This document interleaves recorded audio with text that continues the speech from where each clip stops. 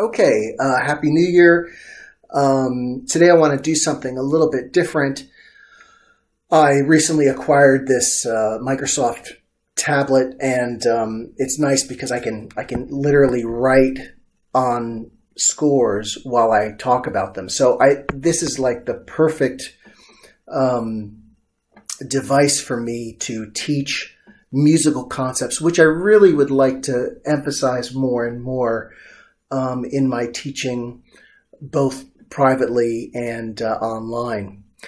And the reason why is because the thing that separates most amateurs from professionals is a professional guitarist or pianist or violinist, doesn't really matter.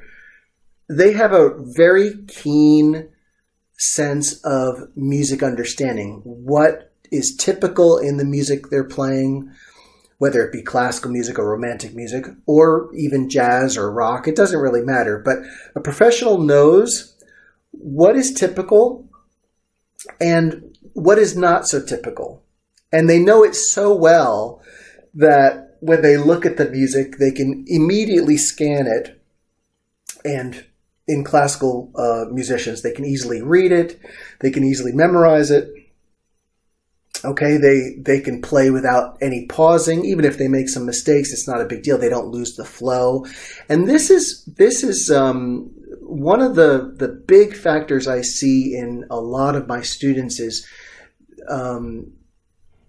they don't process music the way a professional does. And I think the thing is they're not really understanding the music the way the professional does, and they're not seeing it the way the professional does. So to me, understanding music notation is beyond just being able to say, well, that's a C, that's a D, that's an E. There's much more to it than that, obviously. And one of the first things that we have to understand is scales and why scales are so important beyond just the typical way people think of scales, which is, oh, it's a technical exercise. And, Segovia said to play scales 3 hours a day and you'll get better. And yeah, well, if you play scales, you will get better. That's true.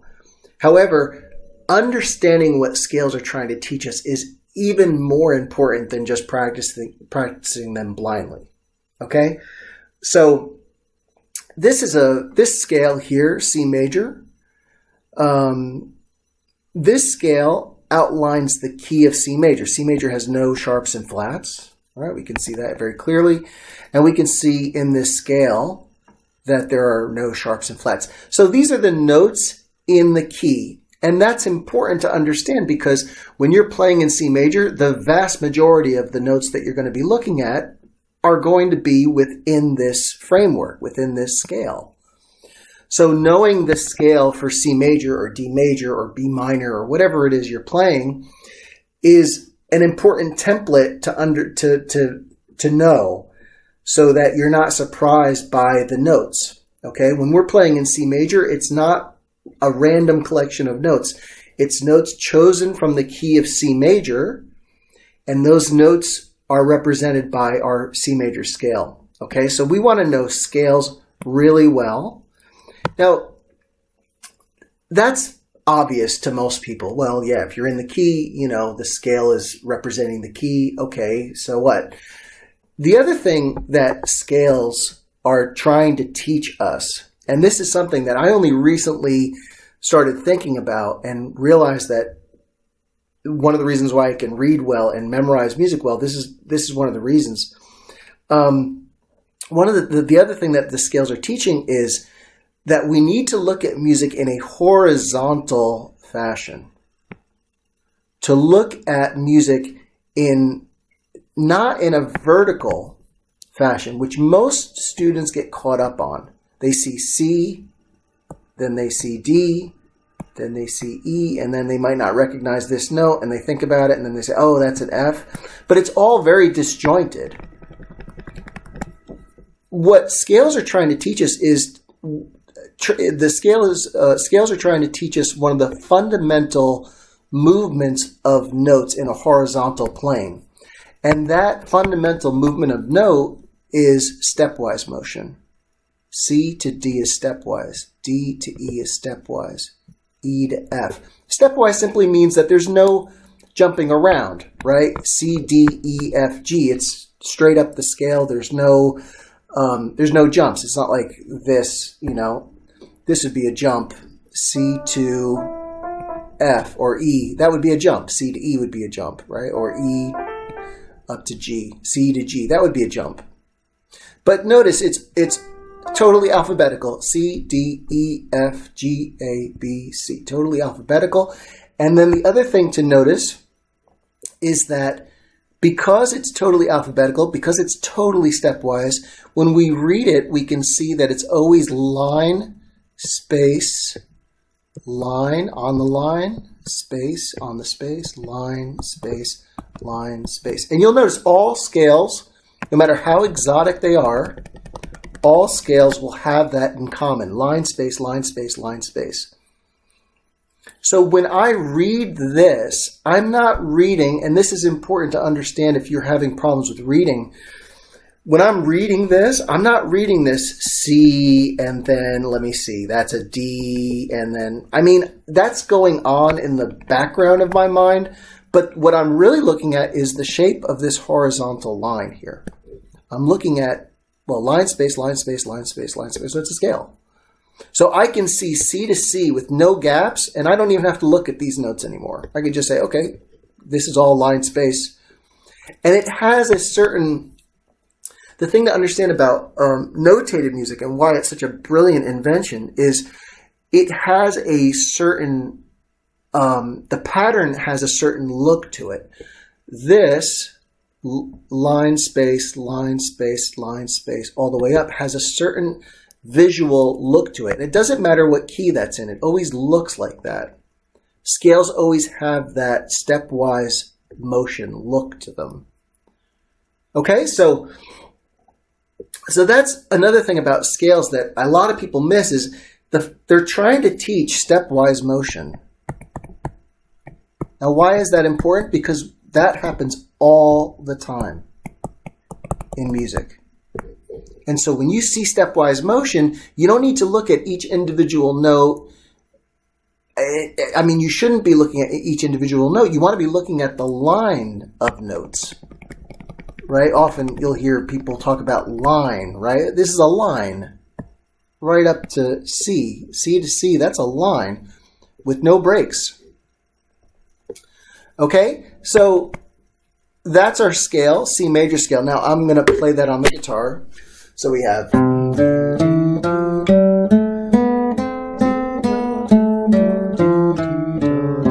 I have no nails today, so forgive the rustic sound of my guitar playing.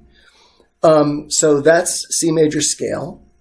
Now, what's interesting about scales is you can also harmonize them. And that's where we get into this third, sixth, and tenth and why these are so important. For me, these are the fundamentals of beginning understanding what you're looking at on music is scales, thirds, sixths, and tenths. Scales, most people are familiar with. Thirds, a little bit less so, but thirds are incredibly important because thirds make up all the harmonies in tonality, right? A C major triad is C, E, G. C to E is a third. E to G is a third. Now, why are they thirds? Well, let's go back here. If I, get rid of this. It's not letting me erase this. Oh, well. If I take C and I count up 3 to E, 1, 2, 3, that's 3 away, so that's a third. Okay, so if I stack them like that and go up the scale that way, I can do C to E, a third, C, D, E, D to F, D, E, F, right, 3 away, E to G, E, F, G, F to A, F, G, A, etc., etc., etc., right? So that's thirds. Now, thirds can be written this way, they can also be melodic thirds. In other words, I can take this note. Let me get this off. Okay. I can take this and I can melodically say, okay, I want C to E, and then let's do D to F. So that's a third.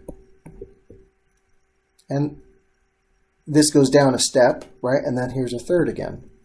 So melodically, these intervals, that's what they're called, these intervals are used in melody. They're also used in harmony. And let me play the thirds, and then we can start rearranging the thirds, which becomes even more interesting. So here's the thirds. So it's going to sound like a harmonized scale.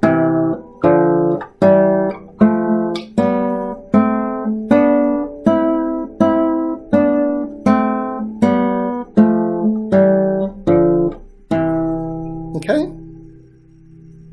So I'll make sure that this is downloadable in the video. Now, once we've done thirds, then what happens in music, which is really interesting, they build a lot of ideas off of thirds. And the way they do it is they invert.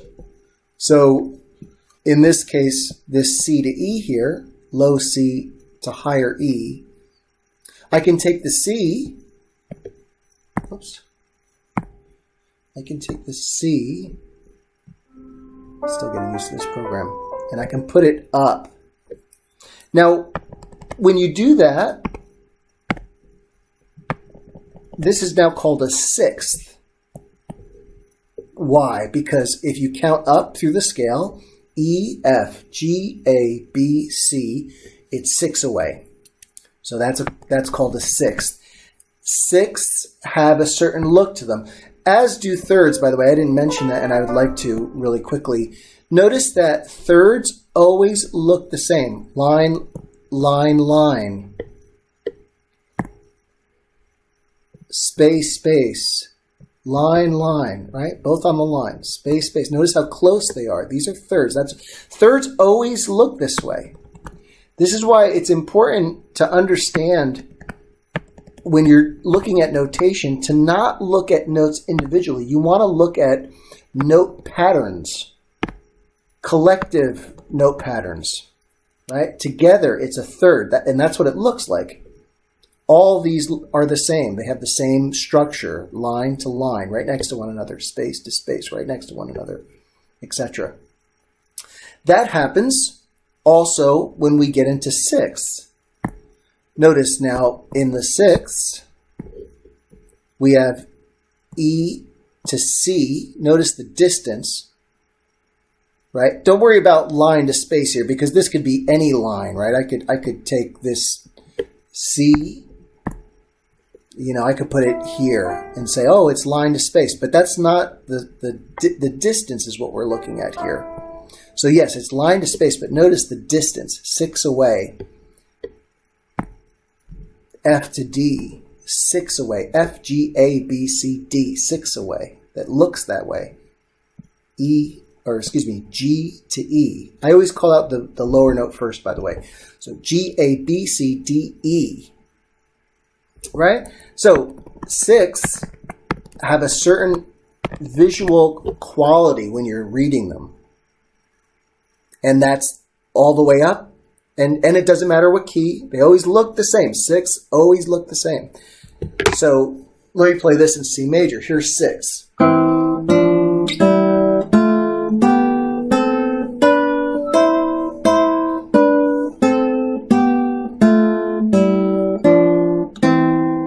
Right? So those are 6. And like I said, they're still based on the same notes as thirds. C to E is still 3 away alphabetically. It's just that now the C is higher and it creates a different effect. Right? So thirds, our original thirds. Right? And then 6. So you can hear there's a relationship between them, although they sound different. But they're the same notes. I mean, it's just inverted. This is why music is so interesting, because you can have the same notes and reverse the order, and suddenly you have a different sound, even though it's the same notes in name. And then the last interval that I want to discuss are tenths. Tenths are very common because tenths, usually this is what's used for a melody on top and a bass on the bottom. You can literally just take tenths and create a little melody and bass line together just by using tenths. So they're used a lot. Now, tenths, again, is really just a third C to E, but now the E is up an octave. And like the other intervals, they have a certain distance and look to them.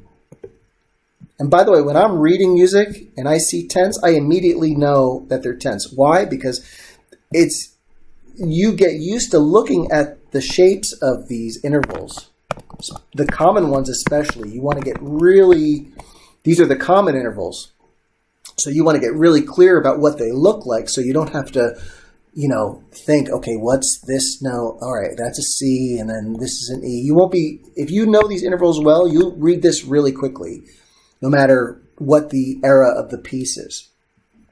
Okay, so these have a certain look to them, and of course, tenths indicates that they're 10 notes away from one another. So if we start with C, C, D, E, F, G, A, B, C, D, E, that's 10 away. And that's the same, I'm not going to count all these, but that's the same for all of these. They look the same because they're exactly the same distance.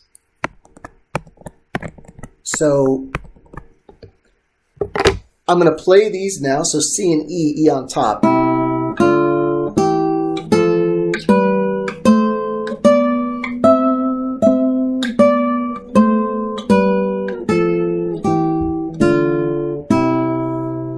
Okay, and now we're starting to get much higher on the fretboard. So intervals like this also will help you memorize the fretboard, because they, as you expand your knowledge of intervals, you have to, as you get higher, you're going to have to get to know what the notes are in the intervals. Now, luckily, the nice thing about working on these kinds of intervals is your ear will tell you if you're wrong. If I'm doing this, you'll know immediately I'm wrong. So, even if you're not that familiar with the higher notes in the fretboard, working on intervals will help you memorize what those notes are, because the ear is so, even if you're, not that accustomed to music, you'll be able to tell if you play a wrong note. Okay, so interval work is also great for fretboard knowledge. But really, the main thing to understand is these intervals get used in pieces all the time. And if you know them really well, reading music, learning music, and memorizing music will not be very difficult for you, as it isn't for most professionals, because most professionals know all this. And unfortunately, a lot of teachers don't emphasize this, but it really needs to be emphasized, because this is what they know. And the students might be, technically very well, but if the student doesn't know the musical information that the teacher does, no amount of just exercises is going to help. They have to have musical understanding. Okay, so now we're going to take a look at a piece by Soar. And we're going to find these intervals. You're going to see them everywhere. So let me get that. So now I want to just take a look at this piece by Soar. This is from his Opus 60, this number 13. A very nice piece. One of the pieces I really like to talk about with people regarding intervals, because it's so obvious what he's doing here. Now, sometimes it's not as obvious as this, but let's start with one that I think everybody could probably play and read. Even if you're, somewhat beginning, you'll be able to at least read some of this. But also, going through it and being aware of the intervals will be really helpful. So I'm going to play it. Again, I have no nails, so I'm sorry about the sound, but I think you'll get an idea.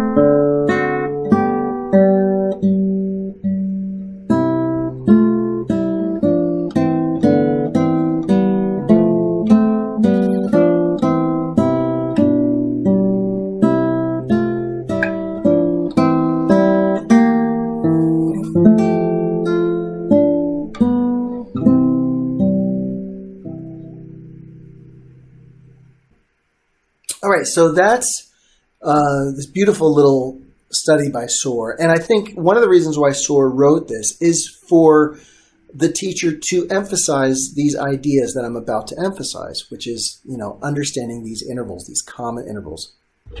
Now, the first thing I want to talk about is the way the top line and the middle line, frankly, but really just the top line for now, how that moves.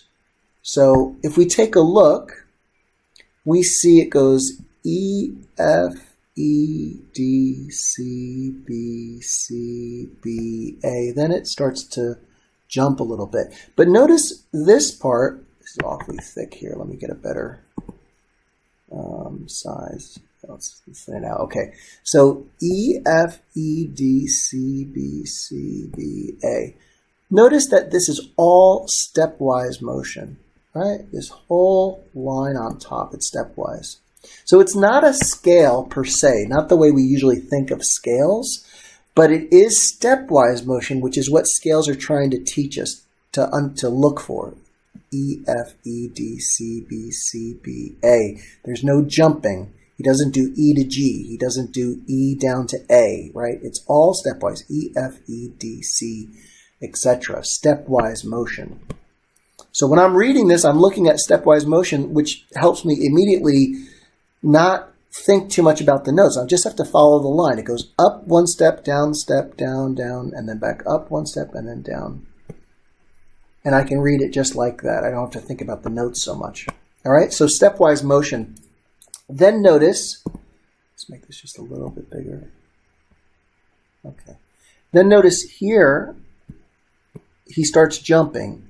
A to C, B to D, A, B, C. C is 3 away, that's a third. B to D, also 3 away.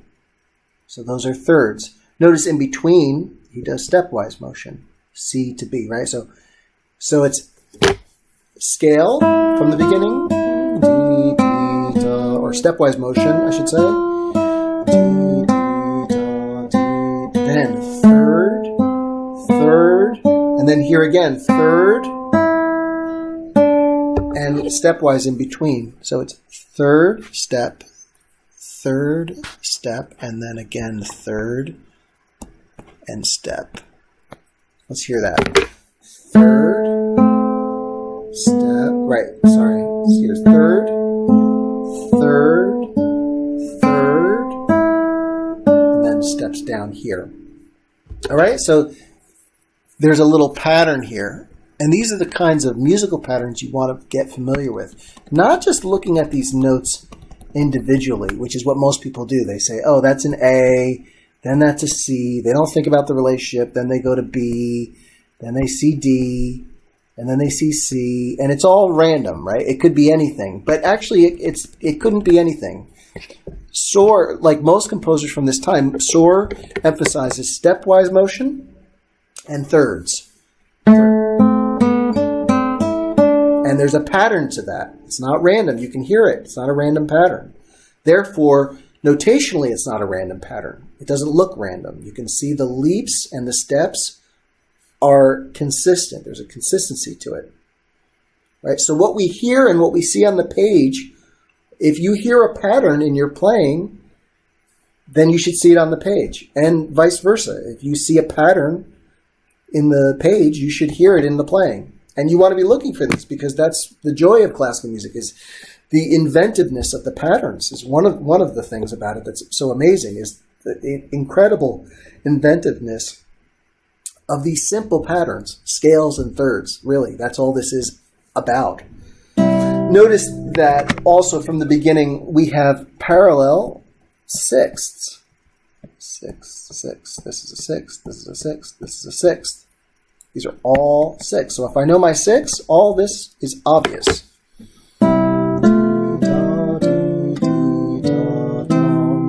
Right? Then here, he starts doing thirds. Third, third, third, third. Then again, sixths. Right there. And then finally, he opens it up to tenths. Let's hear that. So 6, D, third, 6, 10th. Right? It's just awesome how this works. This, to most people, when they read this, they think this is all random. But there is no randomness this at all. If you know the system is designed around stepwise motion from scales and thirds and the derivatives of thirds, which are sixths and tenths, if you understand that, you get that, you could learn this piece in 10 minutes. And if you're really good at it, you could just read it. You don't even have to learn it. You just read it and, learn it while you're having a cup of coffee, honestly. That's the power of understanding music. It's like, if you don't understand it, it all seems random. It all seems, you watch someone play a Bach fugue and you wonder, how do you know all those notes? But they see the patterns. So it's very understandable. It's very, what's the word? You can commit it really easily when you see patterns. Okay? So we'll move on now from here. So 10th, here's more sixths. Now notice 10th, third, 10th, third, 6th, 6th. So he varies it a little bit here at the end. Third, 10th, third, 6th, 6th. Notice the jumping on the top, right? The melody on top, C to E is a third. A to F here is a sixth. And B to D is a third again. And then it drops down to C, which is a step. So these ideas, this is just one piece, but you'll find this in every piece by Sohr, especially. I mean, Sohr was really emphasized this, which is why Sohr, comes out of that whole school. Mozart and Haydn, all those composers use these intervals extensively, but so did Bach, right? They got it from Bach, and Bach got it from Renaissance. So the history of music is based on these simple ideas, scales, thirds, and all the derivatives, the ideas, the way you can play with those ideas. Then we start from here now. Notice it's tenths between the bass and the top, and then the G in the middle is just a pedal tone. It just keeps repeating. 10th, 10th. Now we have 6. 10th again. Now we start to...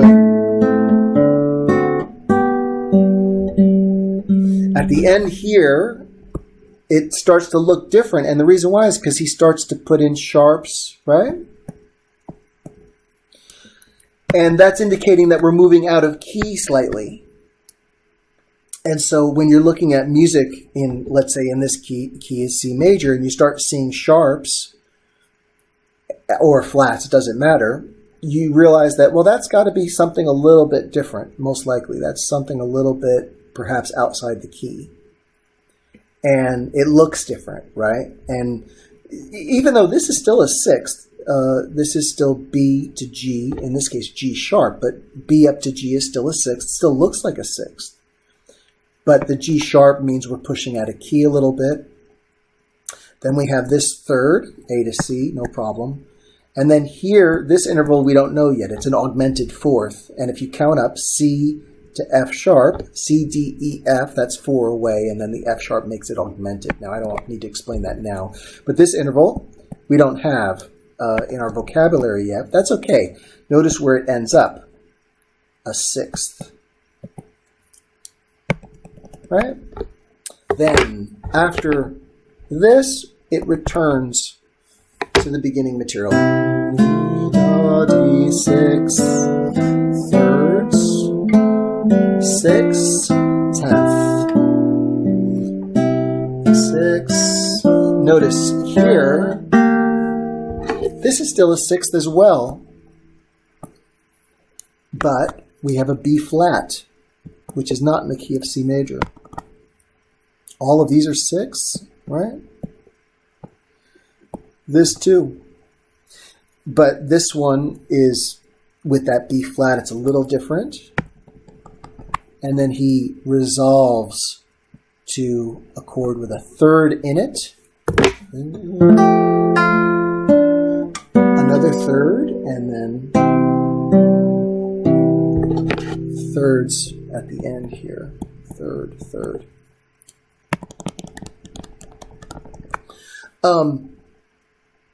Notice the melody at the end here, just as we do this stepwise motion, and then we have C, E, G, all thirds. C to E is a third, E to G is a third. Right?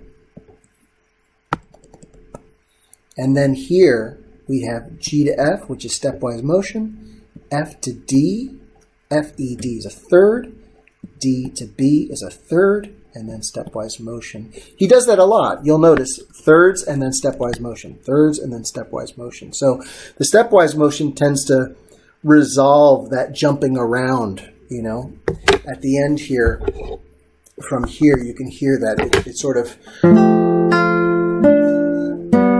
yeah, it jumps a bit. It falls, and then it comes back up in that one step.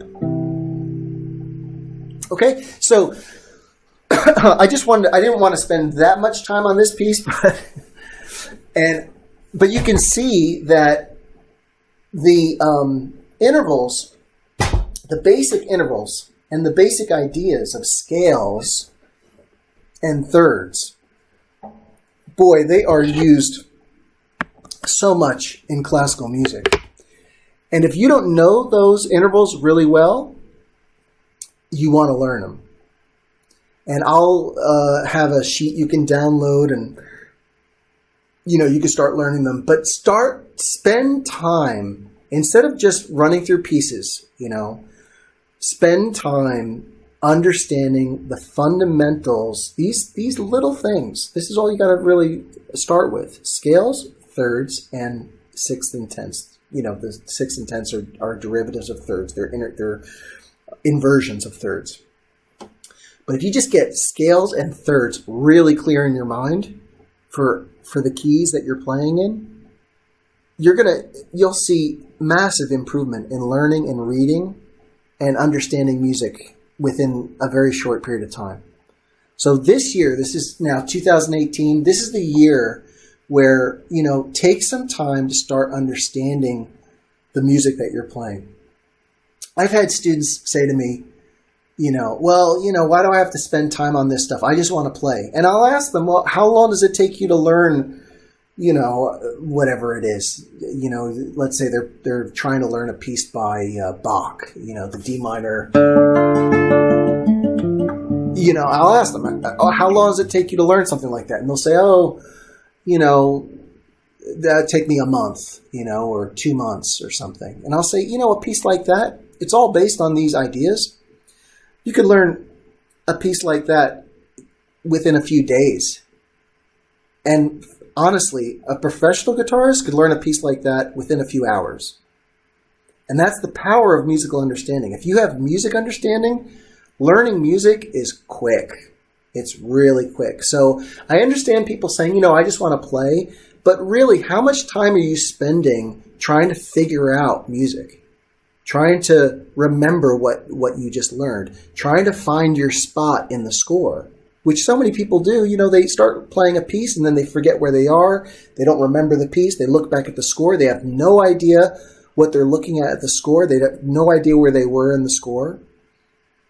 So if you have those habits, which a lot of people do, you want to spend time this year thinking about these concepts.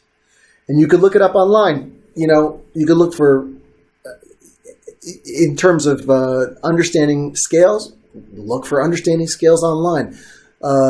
Thirds, sixths, tenths. Look, you'll find information. I mean, it's out there. It's not just me talking about it. But for some reason, I sort of understand why. I think it just has to do with the nature of classical guitar teaching is based around pieces, and that's fine.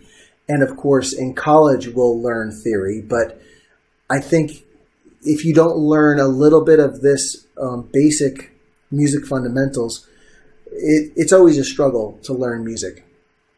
So I'm emphasizing it, and this year, that's what I'm going to be doing. I'm going to be emphasizing a lot of these ideas. So I hope that's helpful to you, and I hope you'll take advantage of this and really think about it in your playing, because this is more important than just working on rest strokes, at 120 BPM. This is really more important than that, as far as I'm concerned. You will get that, but if you don't get this, learning music will always be a hassle and difficult and time consuming. I've seen people work on pieces for 6, 7, 8 a year, and they think it's normal. It's not normal to take a year to learn a piece of music. I don't care how long it is. It's not normal. So consider that, okay? And we'll see you next time. Thank you.